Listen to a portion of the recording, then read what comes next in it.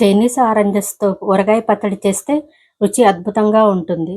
వీటిని bonsai orange అని, sour lemon అని కూడా అంటారు. అందరికీ నమస్కారం అండి. నేను రాణి. ఈరోజు నేను చైనీస్ ఆరెంజెస్ పికిల్ చూపిస్తున్నాను. ఇది నాన్నగారి టెర్రస్ గార్డెన్‌లోని చైనీస్ ఆరెంజ్ ప్లాంట్. ఈ చెట్టు కాయలతోటే ఇప్పుడు పచ్చడి పెడుతున్నాను. కొంచెం యెల్లో షేడ్ వచ్చిన కాయల్ని పచ్చడికి తీసుకోవాలి. మరీ గ్రీన్‌గా ఉన్నాయి తీసుకోకూడదు. ఇలా యెల్లో షేడ్ వచ్చిన వాటితో పెడితే పచ్చడి బాగుంటుంది. 30 కాయల్ని శుభ్రంగా కడిగి తుడిచి ఆరనిచ్చాను. ఇందులో 10 కాయలు సపరేట్ చేశాను. పచ్చడిలో రసం పిండడానికి వీటిని వాడతాను. మిగిలిన 20 కాయల్ని 2 ముక్కలుగా కట్ చేసుకోవాలి. ఇలా అన్ని కాయల్ని ముక్కలుగా కట్ చేసుకొని తర్వాత ఒక గిన్నెలోకి తీసుకోవాలి.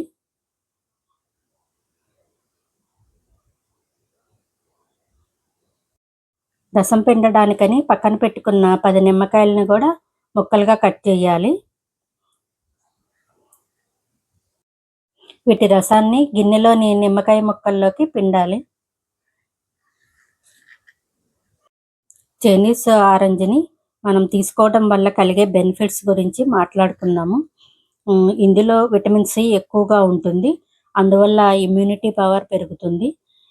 అంతేకాకుండా ఇందులో యాంటీ ఆక్సిడెంట్స్ కూడా ఉంటాయి. ఈ యాంటీ ఆక్సిడెంట్స్ శరీరాన్ని ఆరోగ్యంగా ఉంచడానికి సహాయపడతాయి. అంతేకాకుండా వీటిని తీసుకోవడం వల్ల స్కిన్కి మంచిది. ఇది స్కిన్ గ్లోగా ఉండడానికి సహాయపడుతుంది. జ్యూసుల రూపంలో తీసుకోవటం వల్ల శరీరం అలసటను తగ్గించి శరీరానికి తక్షణ శక్తిని ఇస్తుంది.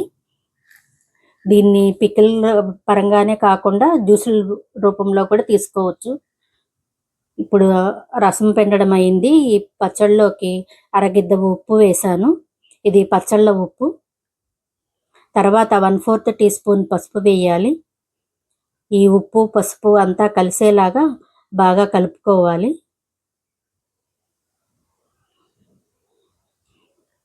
ఉప్పు అంతా కలిసిన తర్వాత దీన్ని 5 రోజుల పాటు ఊరనివ్వాలి. ఒక ప్లాస్టిక్ డబ్బాలోకి తీసుకొని 5 రోజులు ఊరనివ్వాలి. నేను బిజీగా ఉండడం వల్ల 5 రోజుల తర్వాత కారం కలపడానికి కుదరలేదు. 10 రోజుల తర్వాత చూపిస్తున్నాను. పికిల్ ఈ విధంగా తయారైంది. దీనిలోకి 1/2 టీ స్పూన్ మెంతిపిండి, 3 టీ స్పూన్ల కారం వేశాను. ఇది పచ్చళ్ళ కారం తీసుకోవాలి.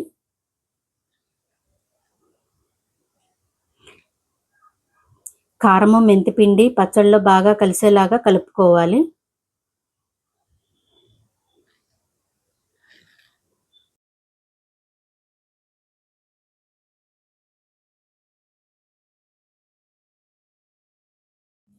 ఒక వెల్లుల్లిపాయ తీసుకున్నాను.